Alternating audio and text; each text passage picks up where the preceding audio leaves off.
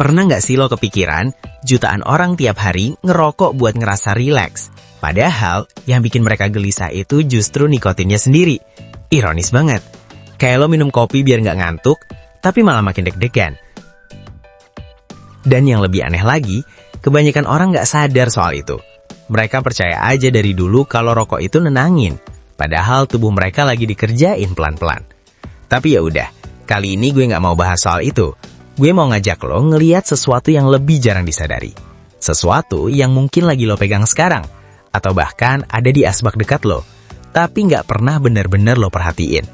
Karena di balik sebatang rokok yang kelihatannya simple itu, ada perjalanan panjang yang kalau lo tahu, lumayan bikin melongo. Semua dimulai dari sesuatu yang super kecil, biji tembakau. Kecilnya tuh bukan main, serius. 10.000 biji, beratnya cuma sekitar 1 gram. Bayangin, seringan itu, bahkan lebih ringan dari selembar kertas. Dan karena sekecil itu, dia nggak bisa asal dilempar ke tanah. Harus disemaikan dulu, di tempat khusus, dengan tanah yang gembur dan sirkulasi udara yang pas. Uniknya lagi, biji ini nggak ditutup tanah tebal-tebal. Justru dia butuh cahaya buat tumbuh. Jadi cuma dikasih lapisan tipis banget, sekadar jaga lembab.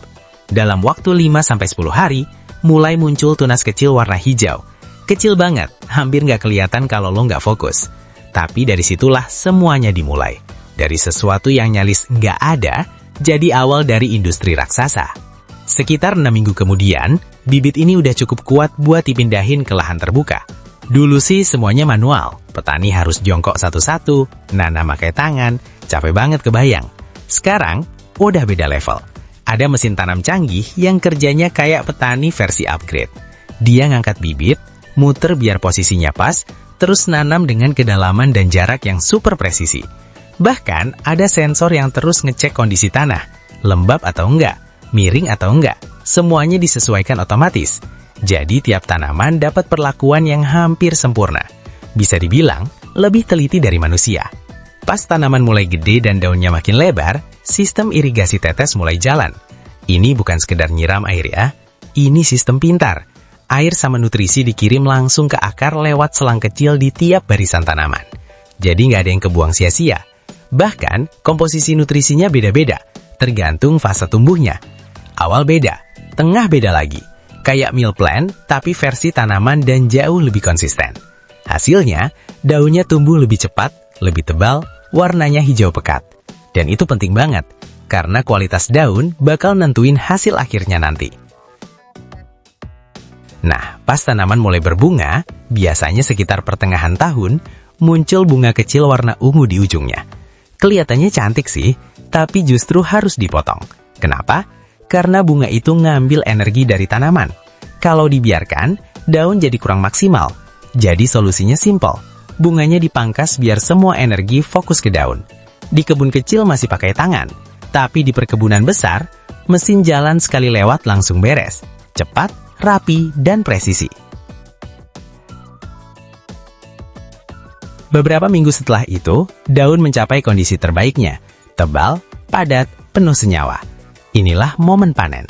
Dan lagi-lagi, teknologi ambil alih. Mesin panen modern bisa baca kondisi daun lewat sensor, warna, kelembaban, tingkat kematangan. Jadi bukan kira-kira, tapi beneran berbasis data. Kalau udah siap, mesin bakal ambil tanaman dengan hati-hati, bersihin, dan proses tanpa ngerusak daun. Satu mesin bisa panen ribuan tanaman per jam.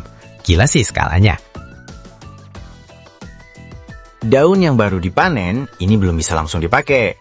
Masih basah dan lunak. Jadi harus dikeringin dulu di ruang khusus dengan suhu dan kelembapan yang dikontrol ketat. Bukan dijemur sembarangan kayak dulu. Semua diatur biar hasilnya konsisten.